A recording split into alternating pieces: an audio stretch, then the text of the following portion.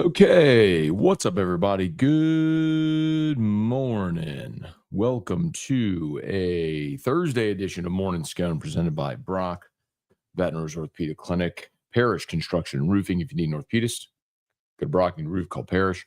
Unique physique and unique aesthetics and wellness. Restored Motions, restoredmotions.com. Boatcock Brothers Premium Cigars. Use the code MAT15. MAT15, MAT15 for 15% off your order. Okay, good morning, y'all. LSU getting ready to play Western Kentucky. I know everybody's thinking about most everything except that football game, but Nussmeier doubtful, so very likely we've seen Garrett take his last snap in Tiger Stadium. That's super unfortunate that it's going to end this way for him, it appears. Be interested to see if he dress one more time in Tiger Stadium.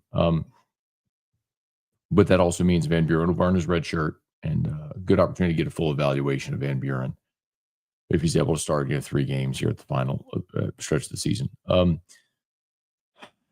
then, of course, all the Lane Kiffin latest is what everybody's talking about. Ole Miss does practice this afternoon. Then after that, their players have the rest of the weekend off. They're off Friday, Saturday, the rest of the day, Thursday, Friday, Saturday, and then they come back Sunday night. So I'm hearing a lot of different things out of Oxford as far as a meeting with Lane Kiffin and Keith Carter. I know it sounds like they probably talk every day, but some kind of like formal, definitive meeting this weekend, maybe as early as Friday. Kind of get clarity on where everything is with Kiffin. I think there's a few things that I'm certain about as you piece this together from LSU, Ole Miss, Florida side with all the Kiffin stuff. I believe Kiffin felt like he was going to be Florida's coach. 2 unexpected things happened. LSU came open and his team is 10-1. I don't think he thought either of those things would happen. So LSU starts pursuing him. He's interested. A lot of people he trusts professionally are pushing him to LSU. Nick Saban, Jimmy Sexton, Kirby Smart, a lot of people that he trusts are saying LSU is a better job. Family visits, all that sort of stuff. But he desperately wants to coach his team in the playoff. Ole Miss is not going to let him do that. They all agree that they want him to coach the Egg Bowl because they want to beat Mississippi State, win the Egg Bowl, and get to the playoff.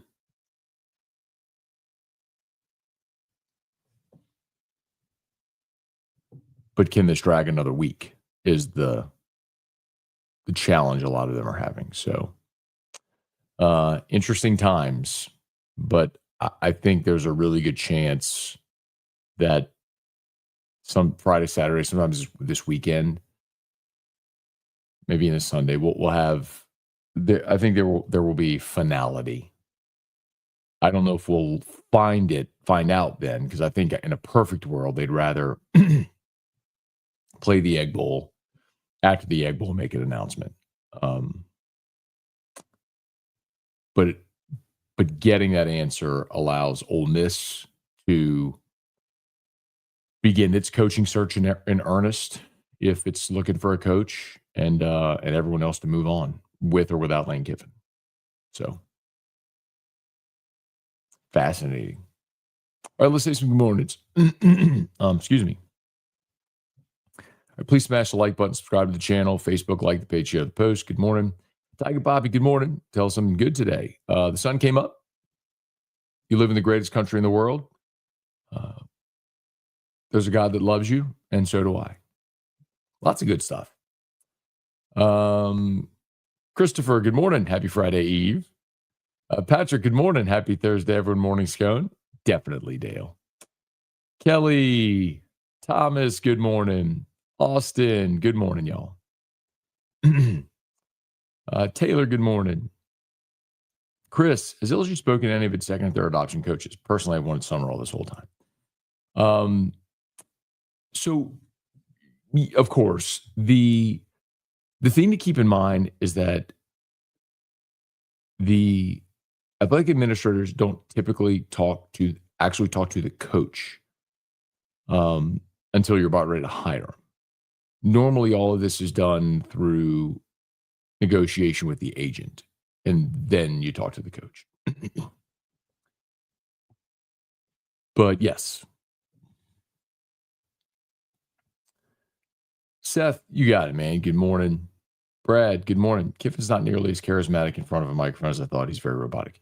He is really so. This has been very educational for me because I can't say that I've told you all this. Like, I don't know Lane. Like, I don't know him personally. There's zero relationship there at all.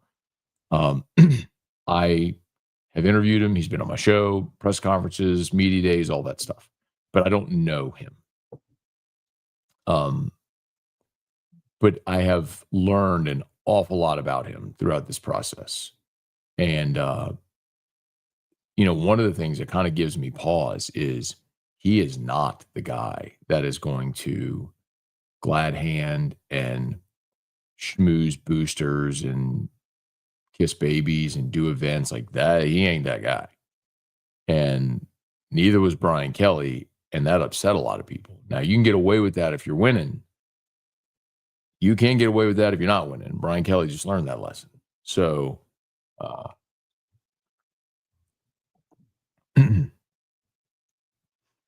he is given not very good in interviews, press conferences. I think he went to the Saban school there. But he's funny and sarcastic and trollish on Twitter, which is great. I love that.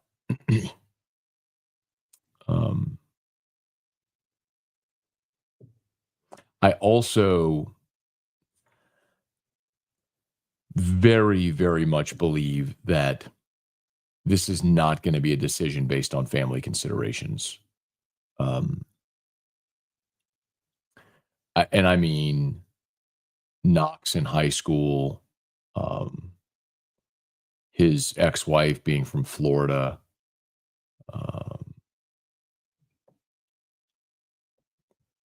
Like, he ain't the guy that's going to make a decision based on that. He's a coach, and he's going to take the best job.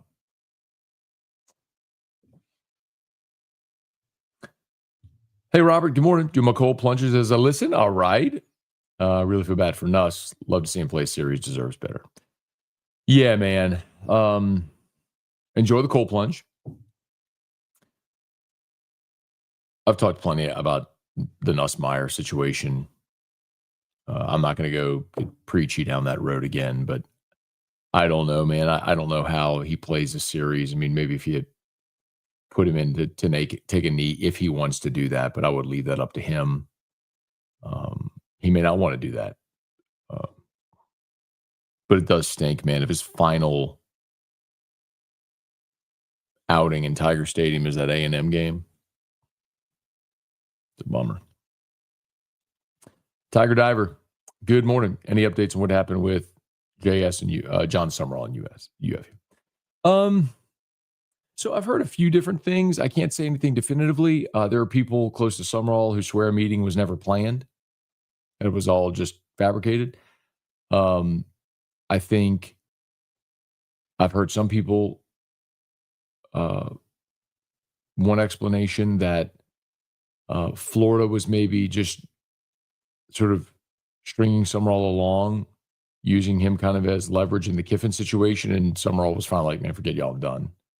I think either of those things are plausible, but I can't say that I know definitively what happened with that. I haven't spoken to John Summerall.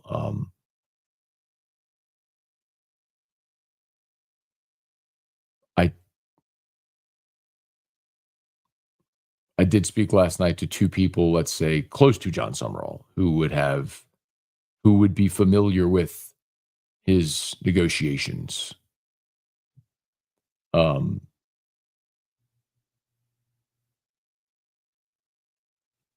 think On three just jumped the gun. And I don't love that.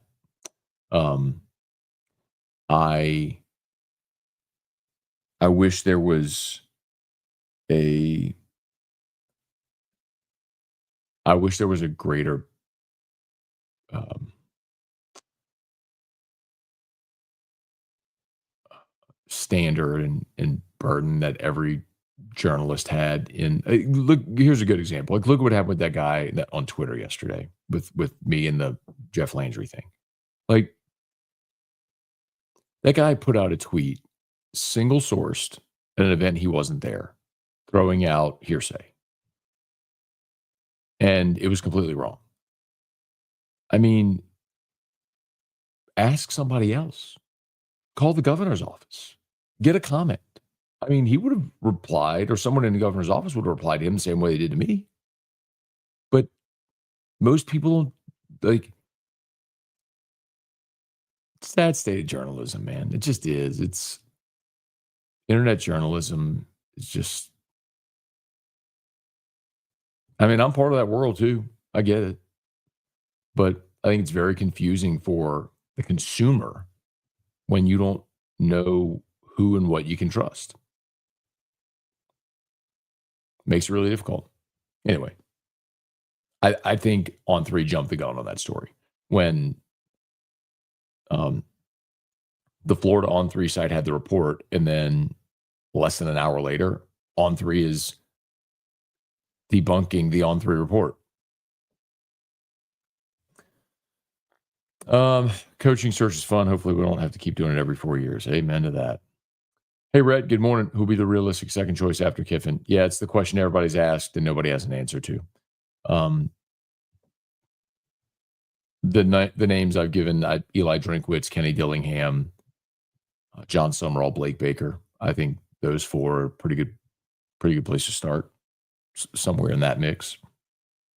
Hey, Luke, good morning. What would you put the percentage of us landing Kiffin as of today? Love all the content. I don't know, man. I've had some Ole Miss people tell me they think it's 70% he's staying. I've had Florida people believe it's a done deal that he's going there, which I don't believe that at all. And then LSU people feel really confident. You're asking me to make a prediction about Lane Kiffin, and that's the really hard part. Again, as I've had lots of conversations over the past couple of weeks with people who know Lane very well. And that is something that's very clear to me is he is, as far as coaches go, narcissistic. He's the son of a coach. He's lived that life. Like, this is not a family consideration matter. He is, I don't think, very much concerned with a lot of the emotions we may think he is. I think he may just wake up and make a decision and roll with it. And I don't know what that'll be. Here's what I think. I do believe that Florida was the spot where he was going to land. I think he very firmly believed he was going to end up at Florida. And now LSU has probably nudged ahead of Florida, but there's the chance he stays at Ole Miss. So if I had to rank it, I think he could stay at Ole Miss, but if he leaves, I think he's going to LSU. I think that's kind of the order where it is right now. But that's just, I guess. Hey, Abner, good morning. You're an awesome dad. Thank you, man. Best job in the world. You know that.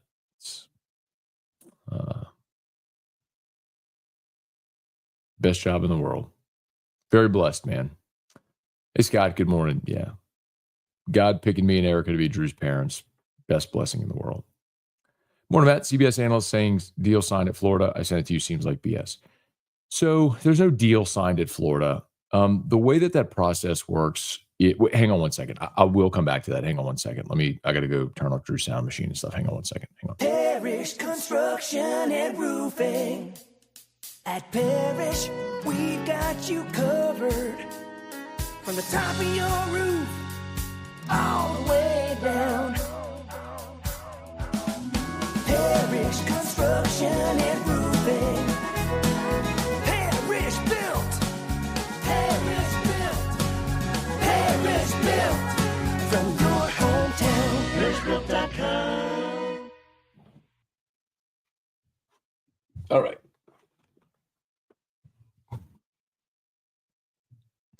Please smash the like button, subscribe to the channel, Facebook, like the page, share the post. As always, shout out to Brock, Parrish, Unique Physique, and Unique Aesthetics and Wellness, Restored Motions, Bocock, all of our sponsors. Scroll here at the bottom. They're in the description on YouTube as well. So the way that goes, and this is what I think is happening, the Florida done deal thing. So typically what happens is you signed an MOU, which is a memorandum of understanding. It is not legally binding. And I have had multiple people tell me that Lane has signed MOU with Florida. However, I think that was done like 2 weeks ago. Again, I do not have that. Like, I have not seen that document. I have not talked to Jimmy Sexton to see that document. But I have had people very close to the situation at Ole Miss tell me that they believe that, and at Florida too. So, but there's also the possibility they could sign an MOU with LSU also.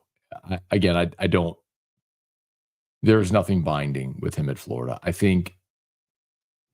I very much believe Florida was in the lead for Kiffin for a long time. Like, he thought that's where he was going to be. MOU, if that happened and all that stuff, whatever.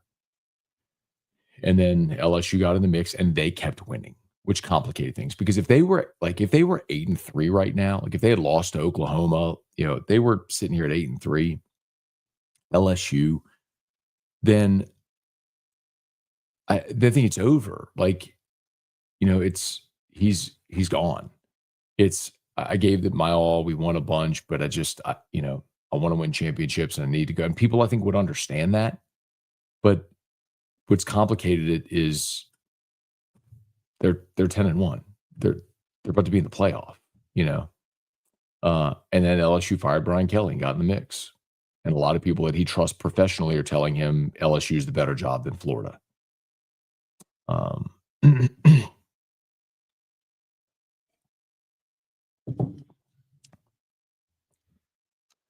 Gulf South Morning. Do you know the last weekend both LSU and the Saints won? I'll post the answer a few comments down. Well,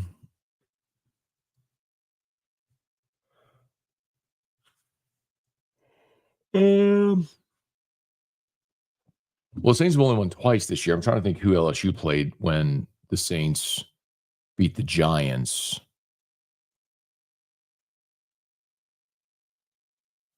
Was that the Ole Miss weekend when the Saints beat the Giants? So that wouldn't have been it. Would have had to have been last year. Or was that LSU's first open date?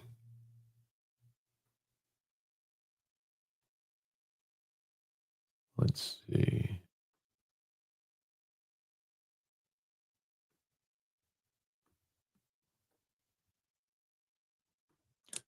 Saints beat the Giants on October 5th. I think that was LSU's open date.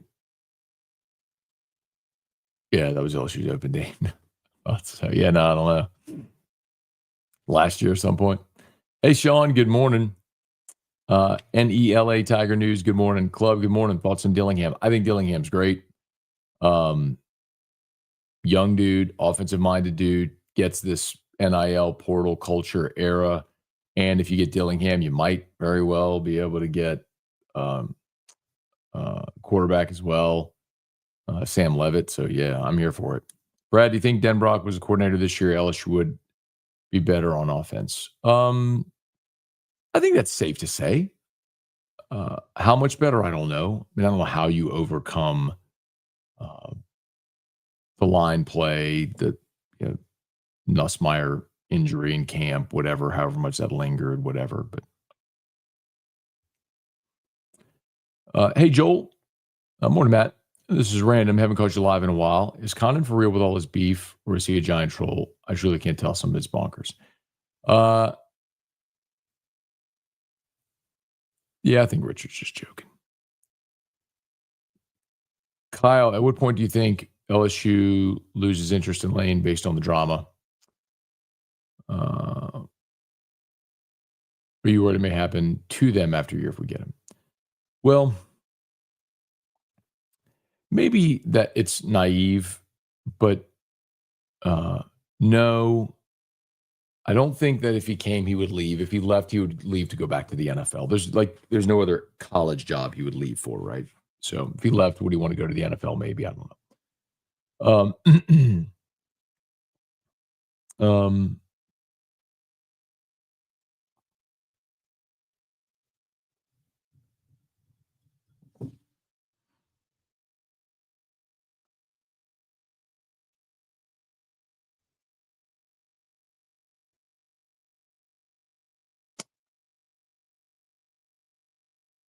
did I miss something? Uh, anyway, you know, I think you do get to a point where ultimately you need a decision because, and I think you're getting close to that probably this weekend because while Verge Osbury said on my show they'd be willing to wait through the playoff for their coach, great. But you need to know that you have that coach coming and that Lane's not going to coach the playoff at Ole Miss if he's leaving. So, I think you could have your guy, if Lane is the guy, you'd have your guy in place next Saturday, in theory, after Ole Miss plays the Egg Bowl on Friday. But if he's the guy, if he does. But I would think, you need to know because you're starting to see jobs get filled. And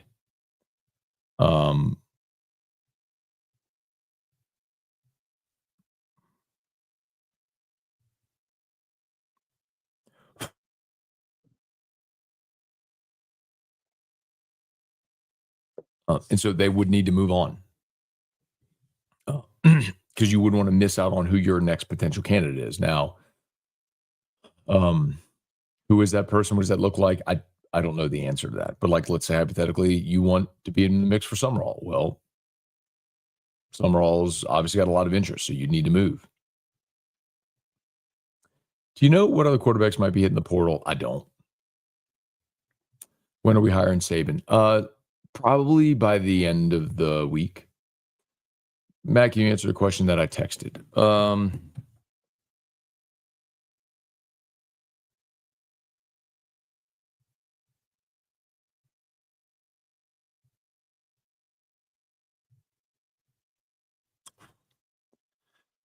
Let's see. If Lane comes, does he try to convince Baker to stay? No, Pete Golding. Pete Golding would 100% come with Lane Kiffin. Pete's from Hammond. They're good friends from their time on Saban's staff at Bama. When Lane went to Ole Miss, he brought Pete with him. Pete Golding the defensive coordinator. So Blake Baker would likely not be retained. NFL week 2. Terrible for Nuss. Hopes he gets his body right. Yeah, combine will be interesting, right? It'll be an opportunity when he goes to the medical, where I'm sure there'll be a lot of disclosure about what happened this year. Matt, looks like Nuss he'll be good to.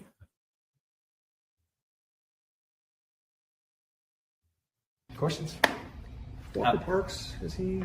Oh, he'd be all right. He'd be all right. He'd be all right. He'd be good to go. He didn't go today. He'd be all right.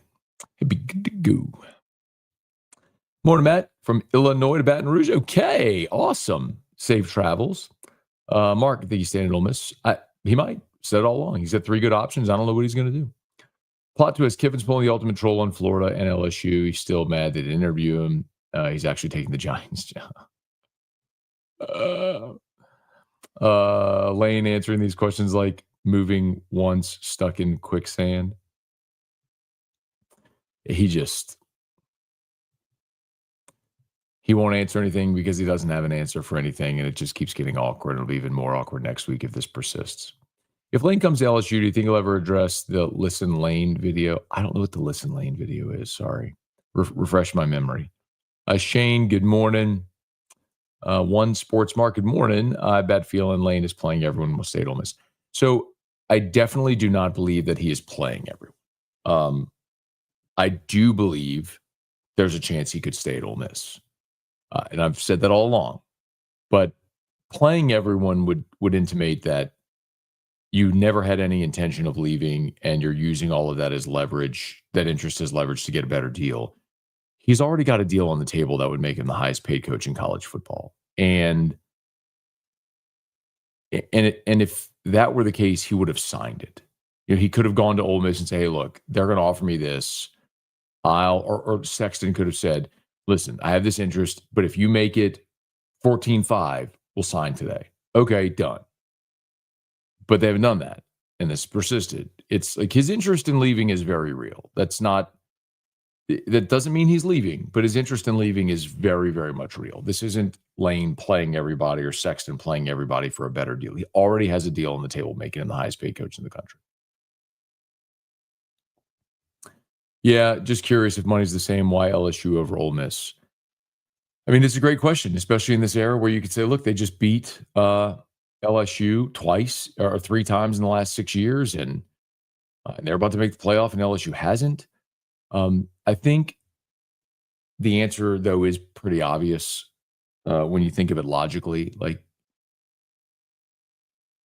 you just have more resources at LSU. You saw Les Miles and Ed Ogeron win championships at LSU. Lane's having the greatest season in 60 years at Ole Miss, greatest regular season ever at Ole Miss. And this team's not going to win a championship. Like, you can make the 12-team playoff, but this team isn't going to win the national championship. I mean,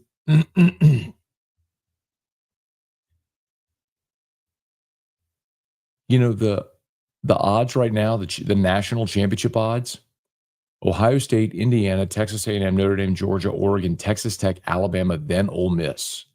I mean, they're not winning it. They're not winning the national championship. That's what he wants. And you can do that at LSU. You probably can't do that at Ole Miss. Matt, how hard is it for you to know things about the situation but can't really say anything?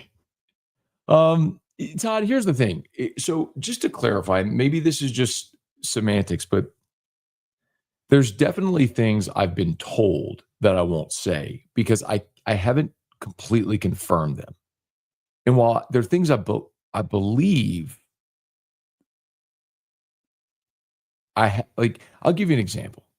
I have a story written right now about the Kiffin thing. It is written, ready to publish at LouisianaSports.net about something I think is going to happen this weekend. I have 3 sources that have independently confirmed this to me. But a 4th, who I think might be the most credible of all of them, has given me seeds of doubt that thing is actually going to transpire. And so I'm not publishing it yet because there's an inconsistency there. By contrast, and by the way, I believe that's a journalistically responsible thing to do. I don't want to be wrong. And so there's a seed of doubt there from someone who I deem to be very credible. So by contrast, look at that guy yesterday on Twitter who posted the thing about the call with Landry and Kiffin, and looped me into it. Like, that guy anonymously single sourced something from an event he wasn't at and didn't bother to call anyone else to see if that was valid. Just put it out there to 100,000 followers on Twitter, went viral. 1 million people saw it on Twitter. Like, the thing with On3 yesterday, they put out that Summerall is going to meet Florida, and then an hour later, On3 is reporting he's not meeting. Like, what?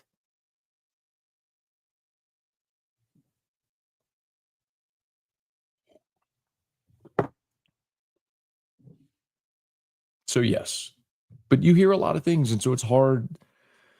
You just have to really do your due diligence, with the information that you get. Anyway, all right, I got to go. 7:15, got to get Drew up and Adam. Y'all have a great day. Please smash the like button, subscribe to the channel, Facebook, like the page, share the post. All of our sponsors linked in the description on YouTube, tagged on Facebook. They scroll here at the bottom. Thank you so much for hanging out with us. So Locked on LSU is live. I do have the episode from yesterday afternoon with all the Kiffin, Jeff Landry stuff. I have a new Locked On episode live, actually talking a little bit about this weekend with Nuss and Whit Weeks, and I do have some thoughts on the Brian Kelly, as we talked about. So Kenzel Kelly, Brian's son, who's a senior walk-on, should be participating in Senior Day festivities. So will Brian Kelly be there? Talk about that. So Locked On LSU is live, AFR 3. We'll see you. Y'all have a great day. Peace.